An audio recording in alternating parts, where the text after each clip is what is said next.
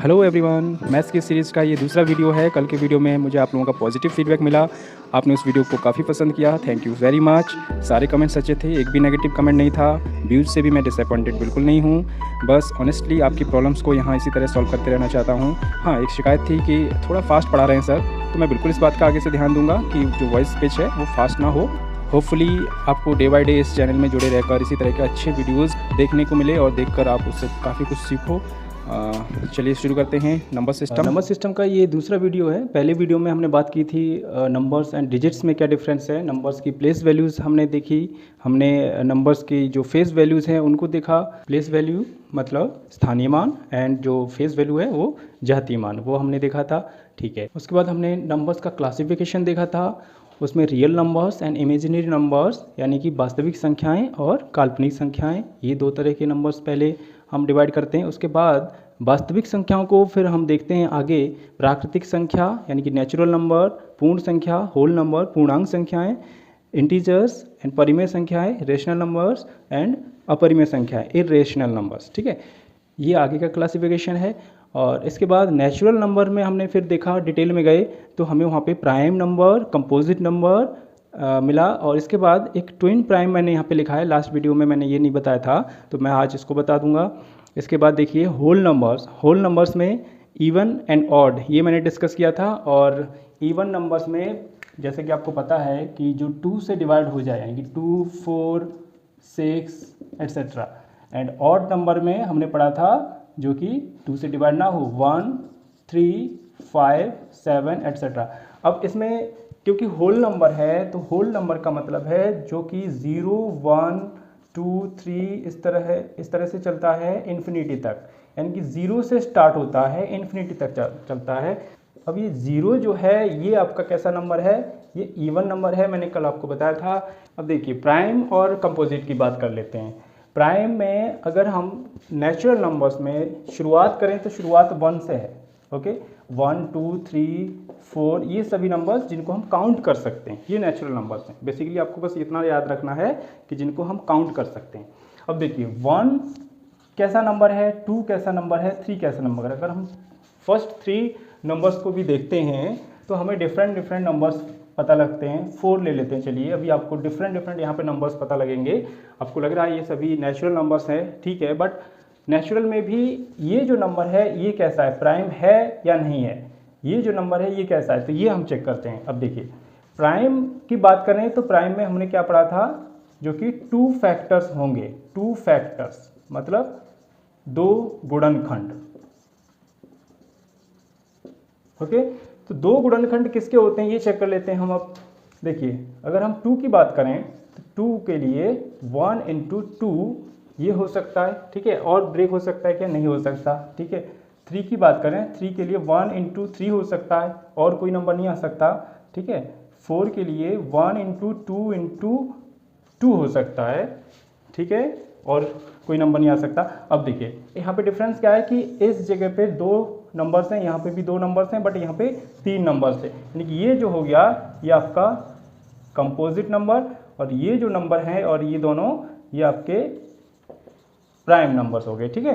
तो अगर शुरुआत के 4 नंबर्स को देखें तो वहाँ पे हमें 2 जो है 2 एंड 3 जो है वो प्राइम नंबर दिख रहे हैं और 4 जो है कंपोजिट। तो अगर एग्जाम में आता है फर्स्ट कंपोजिट नंबर कौन सा है, तो फर्स्ट कंपोजिट नंबर आपका 4 है। फर्स्ट प्राइम नंबर कौन सा है, यानी कि द स्मॉलेस्ट प्राइम नंबर, सबसे छोटा प्राइम नंबर कौन सा है, वो 2 है। इससे पीछे कोई और प्राइम नंबर नहीं है ना। इसी तरह सबसे छोटा कंपोजिट नंबर है 4। ओके, कई बार ऐसा आता है कि सबसे छोटा इवन कंपोजिट या ऑड कंपोजिट, ठीक है। इन दोनों के केस में क्या बताओगे आप, इवन कंपोजिट 4 हो गया, ऑड कंपोजिट क्या हो सकता है, आगे चेक करिए। क्या 5 कंपोजिट है, नहीं है। 6 कंपोजिट है, 6 को चेक करिए, 6 कंपोजिट है, बट क्या है कि ये अभी ऑड नहीं है, ये इवन है, तो इसको भी हम नहीं कंसीडर कर सकते। 7 ये आपका कंपोजिट ही नहीं है, ये प्राइम नंबर है ना। 8 ये आपका फिर से कंपोजिट है बट इवन है, तो सीधा आपका आता है 9 ऐसा नंबर है जो कि सबसे छोटा ऑड कंपोजिट नंबर हो गया है ना। भाज्य संख्याओं में सबसे छोटा विषम भाज्य संख्या वो है आपका 9। अब देखिए हमने 2, 3, 4 की बात कर ली। अब ये जो 1 है ये क्या है, 1 के फैक्टर्स देखेंगे तो 1 इंटू 1 इसी तरह हम इसको लिख सकते हैं। और अगर हम यहाँ पे नंबर्स को काउंट करें कि कितने नंबर्स यहाँ आए हैं तो हमें दिखेगा सिर्फ एक ही नंबर आता है, वो है 1। वही 2 बार आने से कोई ऐसा नहीं काउंट कर सकते हम कि 2 नंबर आ गए, 2 बार आया है बट नंबर तो एक ही है, इसलिए फैक्टर इसका एक ही है, ओनली 1 फैक्टर है ना, ओनली 1 फैक्टर है। तो ये जो है नाइदर प्राइम नॉर कंपोजिट, मतलब ये ना ही प्राइम नंबर है ना ही कंपोजिट नंबर है। 1 कंपोजिट प्राइम किसी की कैटेगरी में नहीं आता, ये अलग ही एक नेचुरल नंबर हो जाता है। ओके, अब देखिए हम बात करते हैं ट्विन प्राइम की। ट्विन प्राइम में ऐसे 2 प्राइम नंबर्स जो कि लगातार आने वाले विषम संख्याओं को दिखाए, यानी कि अगर हम प्राइम नंबर्स की बात करें शुरुआत से तो 2 सबसे छोटा प्राइम नंबर है, उसके बाद 3, उसके बाद 5, उसके बाद 7, इन सभी के आप फैक्टर्स फाइंड करेंगे, गुणनखंड फाइंड करेंगे तो आपको क्या मिलेगा, सिर्फ 2 ही गुणनखंड मिलेंगे, इसलिए प्राइम नंबर्स हैं। उसके बाद देखिए 11 है, 13 है, 17 है, 19 है, ठीक है, इस तरह से प्राइम नंबर्स आते हैं। और इसका एक डेफिनेट काउंटिंग है कि 1 से 50 तक ये प्राइम नंबर्स 15 होते हैं, 15 होते हैं। 1 से 50 तक ये प्राइम नंबर्स 15 होते हैं। और 51 से 100 तक अगर हम देखेंगे ये होते हैं 10। आप काउंट करके देख लीजिएगा, आपको यही मिलेगा। अब देखिए मैं जो बात करना चाह रहा हूँ ट्विन प्राइम की, वो क्या है कि अगर 2 प्राइम नंबर्स ऐसे हैं जो कि कंसेक्यूटिव ऑड नंबर्स हैं, कंसेक्यूटिव का मतलब है लगातार आने वाले ऑड नंबर। अगर हम ऑड नंबर्स की बात करें तो क्या होते हैं 1, 3, 5, 7, 9, 11, ये सब ऑड नंबर्स हैं जो कि कंसेक्यूटिव यानी कि लगातार आने वाले ऑड नंबर है, क्योंकि 1 के बाद दूसरा जो ऑड नंबर है वो सीधा 3 है, 2 नहीं है ना। अब इसमें हम ये देखेंगे कि इसमें से ऐसे कौन से प्राइम नंबर्स हैं जो कि लगातार आने वाले ऑड भी हैं, है ना, जैसे कि आपका 3 और 5, इनके बीच में कोई और प्राइम नंबर नहीं है और ना ही कोई और ऑड नंबर है। तो इसका मतलब ये क्या बन गया, ट्विन बन गया, ये बन गया आपका ट्विन प्राइम। अब देखिए नेक्स्ट चेक करते हैं 7 और 11 को अगर हम चेक करें, क्या हमें यहाँ पे कोई ट्विन प्राइम नज़र आ रहा है? नहीं, एक्चुअली 7 और 11 के बीच में कोई प्राइम नंबर तो नहीं है, बट एक ऑड नंबर आ जाता है, वो है 9। तो इस वजह से हम ये नहीं कह सकते कि ये दोनों कंडीशन को सेटिस्फाई कर रहा है। पहला कंडीशन ये है कि दोनों के बीच में कोई प्राइम नहीं होना चाहिए, और दूसरा कंडीशन ये है कि दोनों के बीच में कोई ऑड नंबर नहीं होना चाहिए। तो ये दोनों कंडीशन सेटिस्फाई होना चाहिए, है ना, वो यहाँ पे नहीं हो रहा है। अगेन हम देखते हैं 13 और 17, यहाँ पे भी हमें ऐसा कुछ नहीं मिल रहा है। लेकिन जब हम 17 और 19 को देखते हैं तो हमें मिलता है, तो हमें यहाँ पे ट्विन प्राइम का सेट मिलता है, क्योंकि 17 ऑड है, उसके बाद जो नेक्स्ट ऑड है वो है आपका 19, और दोनों ही प्राइम भी हैं। तो इस तरह के नंबर्स जो होते हैं वो ट्विन प्राइम होते हैं। अब देखिए, अब बात करते हैं हम इंटीजर्स की।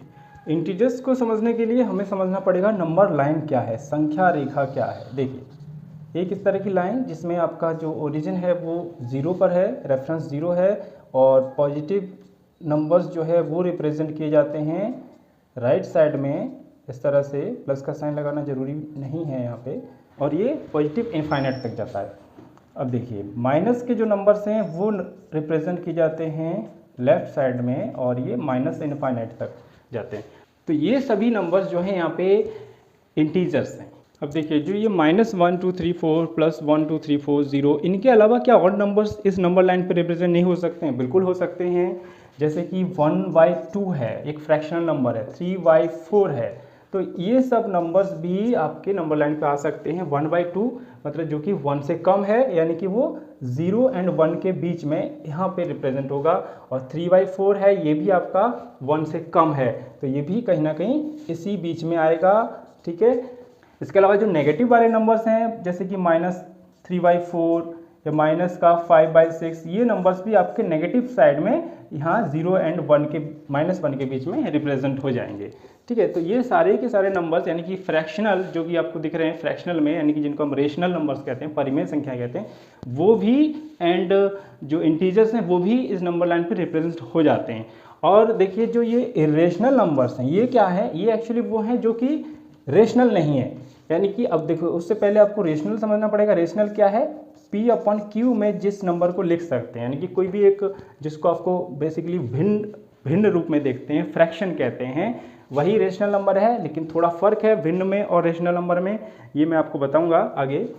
जैसे कि एक सिंपली 3/5 एक नंबर ले लेते हैं तो ये रिप्रेजेंट कर रहा है कि एक रेशनल नंबर है, या फिर अगर आप उसको -3/5 लेंगे तब भी एक रेशनल नंबर है।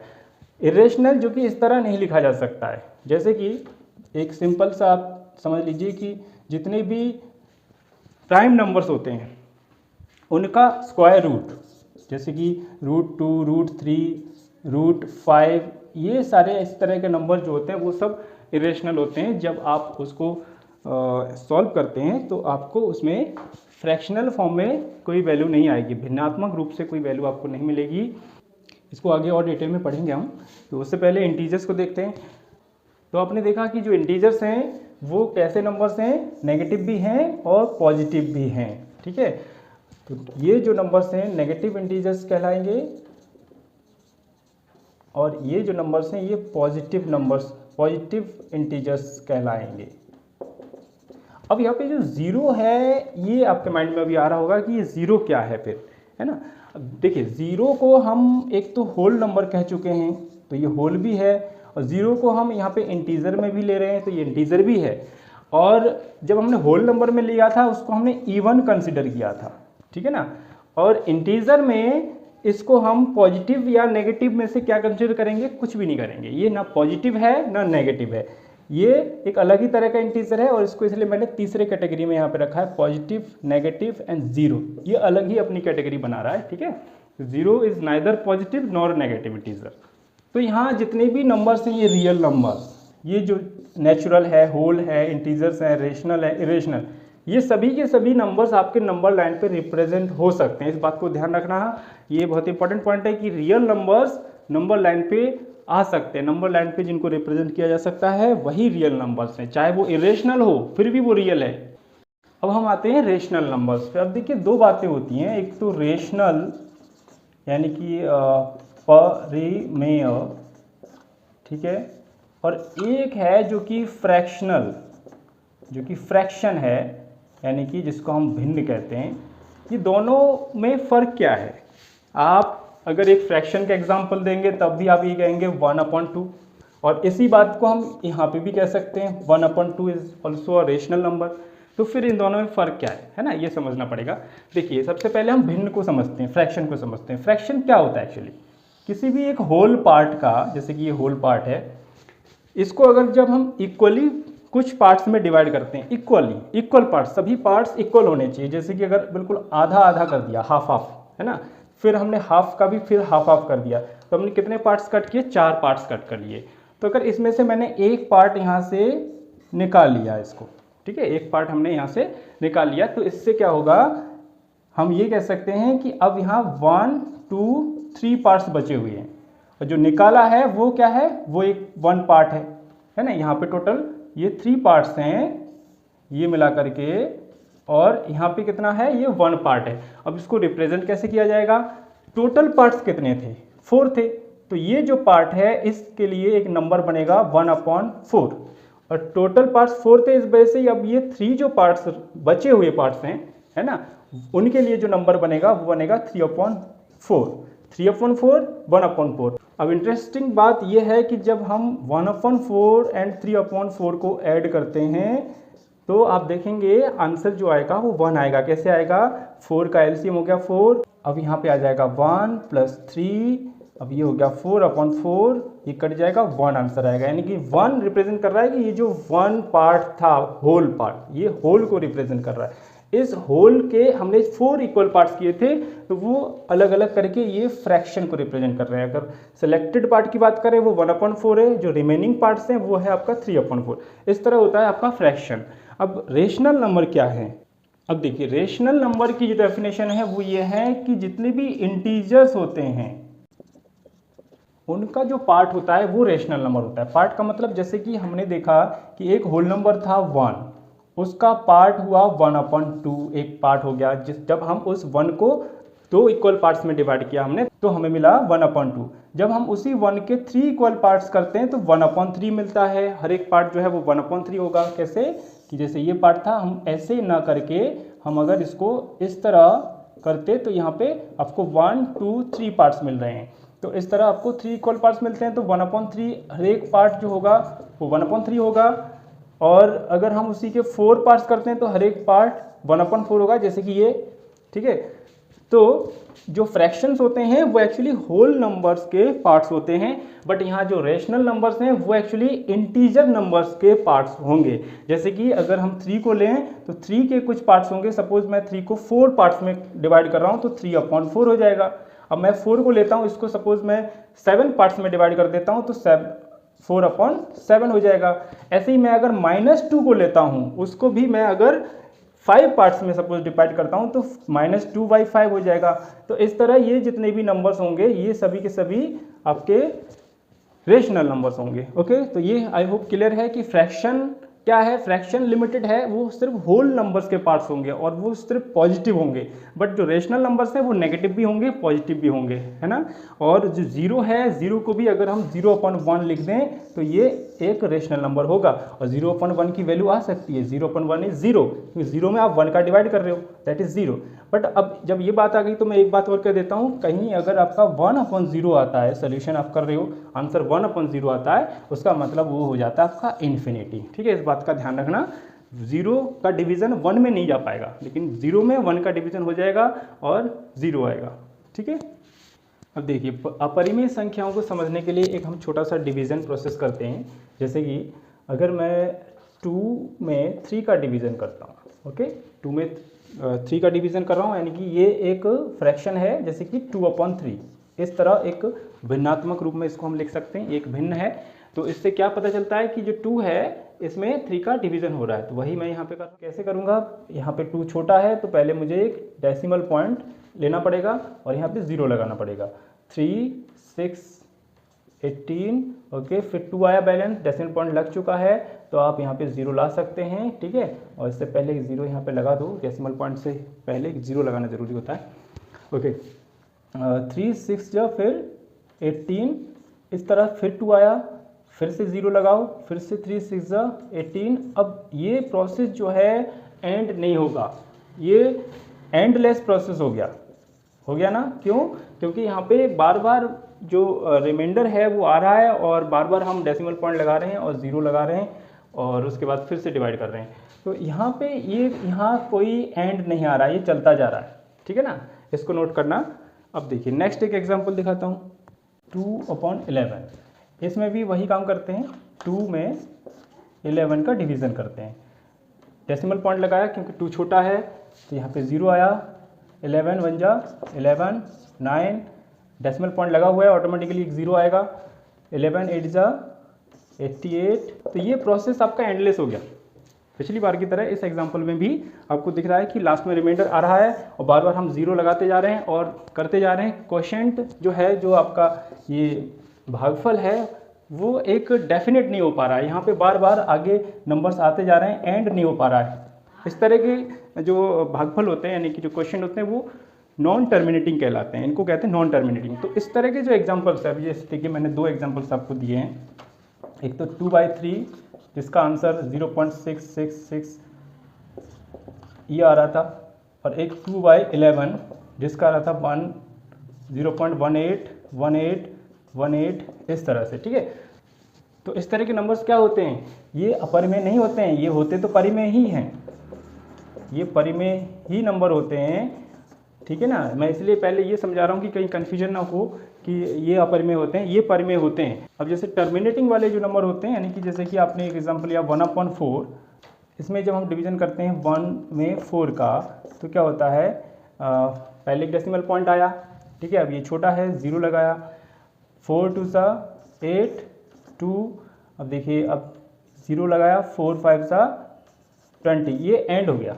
ठीक है, यहाँ पे आपने देखा कि ये जो आपका क्वोशिएंट है वो टर्मिनेट कर गया, यानी कि भागफल जो है वो डेफिनेट है यहाँ पे, है ना। पिछली बार के केस में जो भागफल आ रहा था, क्वोशिएंट आ रहा था, वो डेफिनेट नहीं आ रहा था। ये सब परिमेय संख्याएं ही हैं, लेकिन कुछ ऐसे नंबर्स होते हैं जिनमें आपको डेसिमल फॉर्म में वो नंबर कुछ इस तरह दिखे 2.149013456 अब इस तरह से आगे तक चलता चला जाए और उसमें कोई भी रिपीट भी नहीं हो रहा है ना, रिपीट भी नहीं हो रहा है, तो उस केस को हम अपरिमेय संख्या कहते हैं। और इससे पहले जो नंबर्स थे जिसमें कि 0.181818 इस तरह के क्वेश्चन में एक ब्लॉक जो है ये रिपीट हो रहा है, बार बार 1818 रिपीट हो रहा है, ये मतलब क्या है, रिपीटिंग ब्लॉक है, ये आगे रिपीट होते चले जा रहे हैं। 0.666 वाले केस में क्या था, जो 6 है वो बार बार रिपीट होता जा रहा था, तो इनको हम लिखने के लिए कैसे लिखते हैं,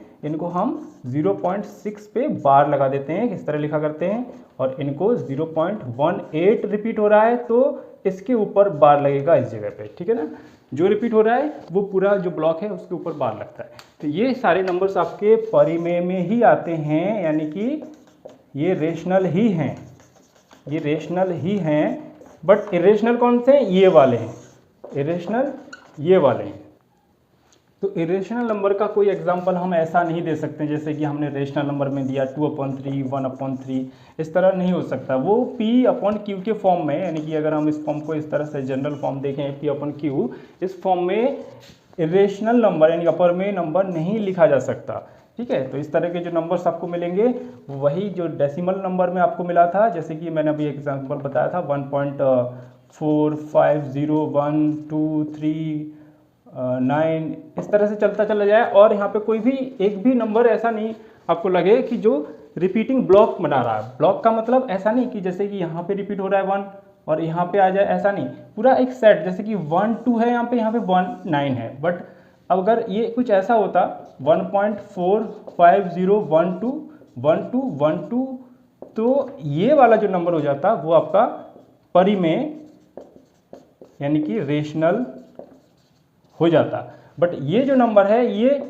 इरेशनल है, ये इरेशनल है, मतलब एंड होना जरूरी नहीं है रेशनल के लिए, लेकिन एंडिंग जो है वो रिपीटिंग ब्लॉक में होना चाहिए, है ना, एंड हो तो भी आपका रेशनल है और एंड ना हो एटलीस्ट उसमें ब्लॉक जो है रिपीट हो तब ये आपका रेशनल नंबर होगा। लेकिन जिसमें क्या हो रहा है कि एंड भी नहीं हो रहा है और कोई भी ब्लॉक रिपीट नहीं हो रहा है तो उस केस में उसको इरेशनल नंबर कहेंगे। ओके, अब इस तरह के नंबर्स के जो एग्जांपल्स होते हैं वो बेसिकली जो प्राइम नंबर्स होते हैं इन सब का अगर आप डेसिमल पॉइंट में आंसर को फाइंड करोगे तो आपको वहाँ पे कोई रिपीटिंग ब्लॉक नज़र नहीं आएगा। तो ये सारे एग्जांपल्स आपके अपरिमेय यानी कि इरेशनल होते हैं। कभी कभी क्वेश्चन आता है कि पाई कैसा नंबर है। पाई जिसको कि हम जानते हैं मैथमेटिक्स में ये एक रेशियो होता है। रेशियो क्या होता है, किस चीज़ का रेशियो होता है, एक सर्किल यानी कि वृत्त, उसके सरकमफ्रेंस यानी कि उसकी जो परिधि है, परिधि का उसके डायामीटर से, यानी कि डायामीटर का मतलब व्यास जिसको कहते हैं हिंदी में, तो इस परिधि का इसके व्यास से जो रेशियो होता है, सरकमफ्रेंस का जो डायमीटर से रेशियो होता है वही आपका पाई होता है। यानी कि सरकमफ्रेंस की बात करें तो सर्किल के लिए 2πr होता है और डायमीटर की बात करें तो वो होता है 2r। इनका रेशियो बना लिया। रेशियो का मतलब क्या होता है, अगर हम बोलें कि 1:3 इसका मतलब ये है 1/3, यही बात है, रेशियो का मतलब यही है। तो यहाँ पे भी आपको यही देखने को मिला 2πr/2r। अब यहाँ से देखिए r से कैंसिल आउट, 2 से कैंसिल आउट, तो वैल्यू क्या आई, पाई। तो ये जो पाई है एक्चुअली एक्सपेरिमेंटली इसको फाइंड किया गया था और इसकी जो वैल्यू है वो कोई परिमेय संख्या में यानी कि रेशनल नंबर्स के फॉर्म में रिप्रेजेंट नहीं की जा सकती। इसकी जो वैल्यू हम मानते हैं 22/7, जब अगर इसको इस तरह लिखा जाता है तो ये एक अप्रॉक्सीमेट वैल्यू होती है, ये अप्रॉक्सीमेट वैल्यू होती है और इस वजह से ये एक परिमेय संख्या नहीं है। अगर हम इसको देखें तो ये परिमेय लग रहा है, ये लग रहा है परिमेय, लेकिन ये पाई की अप्रॉक्सीमेट वैल्यू है, ये ओरिजिनल वैल्यू नहीं है। तो ओरिजिनली अगर हम बात करें तो जो पाई है वो एक अपरिमेय यानी कि इर्रेशनल नंबर है, क्योंकि उसकी जो ओरिजिनल वैल्यू होती है उसमें डेसिमल पॉइंट के बाद जो नंबर्स हैं, डिजिट्स हैं, वो रिपीट भी नहीं होते हैं और एंड भी नहीं होते हैं। और ये एक्सपेरिमेंट से फाइंड किया गया था। कैसे हुआ था कि कोई सपोज आपने कोई एक लेंथ ली है ना, उस लेंथ को आपने बेंड किया इस तरह, और फिर आपने चेक किया कि उसका जो डायमीटर हो रहा है, इसको सपोज ये एक स्ट्रिप है, इसको आपने बेंड किया, बेंड करके एक सर्किल में कन्वर्ट किया और उसका जो डायमीटर देखा उसको मेज़र किया और इसको मेज़र किया। ये तो आपका एक्चुअली ऑलरेडी मेजर्ड है, जो कि ये था, सपोज ये 100 है, ठीक है। अब उसके हिसाब से ये जो वैल्यू आई वो कितनी आई वो देखा गया। इस तरह दूसरी लेंथ का एक और स्ट्रिप लिया गया, सपोज ये इससे ज़्यादा है, 200 है, तो 200 के हिसाब से जो एक और सर्किल बनाया, फिर उसका डायमीटर देखा, तो 200 का इस डायमीटर से जो रिलेशन हुआ, तो इस तरह के कई सारे रिलेशंस निकाले गए और सब में क्या मिला कि ये कांस्टेंट है हर जगह, है ना, ये जो रिलेशन है वो हर जगह कांस्टेंट है और वो लगभग इतनी वैल्यू दे रहा है। बट ये एक अप्रोक्सीमेट वैल्यू है, ये एग्जैक्ट नहीं है। अप्रोक्सीमेट मतलब अगर हम 22 सेंटीमीटर का एक स्ट्रिप लेते हैं और उसको बेंड करते हैं, तो बेंड करने के बाद रहेगा तो वो 22 ही, बट सर्कुलर फॉर्म में रहेगा। अब उसका जो ये डायमीटर आएगा वो लगभग 7 सेंटीमीटर का डायमीटर देगा और ये वैल्यू जो है अप्रॉक्सीमेट होगी, ये एक्चुअल वैल्यू नहीं होगी। इसकी एक्चुअल जो आएगी वो हो सकता है 7 पॉइंट समथिंग आगे, जिस तरह से एंड लेस, यानी कि 1 2 5 0 7 6 इस तरह से कुछ वैल्यू आई थी। तो ये एक्सपेरिमेंट से मिला था कि जो पाई की वैल्यू है वो लगभग 22/7। तो अगर 22/7 लिखा है तो ये तो है परिमेय, ये तो परिमेय है यानी कि रेशनल। लेकिन अगर पाई लिखा है ओनली पाई, दिस इज अपरिमेय, ओके, यानी कि इररेशनल। इस बात का ध्यान रखना।